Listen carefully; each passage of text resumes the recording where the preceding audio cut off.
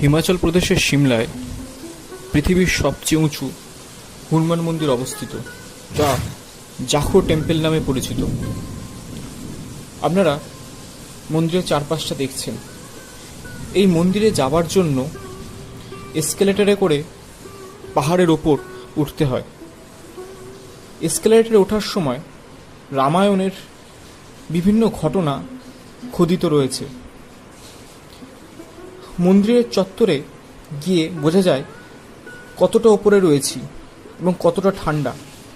দূরে সূর্যাস্ত দেখতে অত্যন্ত ভালো লাগে। এখানে দেখা যাচ্ছে যে হনুমানজি ঠিক কতটা লম্বা, কতটা উঁচু। প্রায় 108 ফুট উচ্চতা এই স্ট্যাচুর।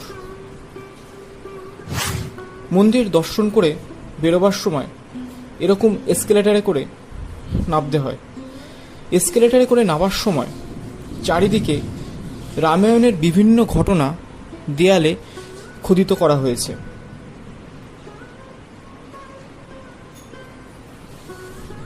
এটা রাবণ বধ, প্রভু যখন রাবণ বধ করছে সেইটা। তারপর হনুমানজি লঙ্কা কাণ্ড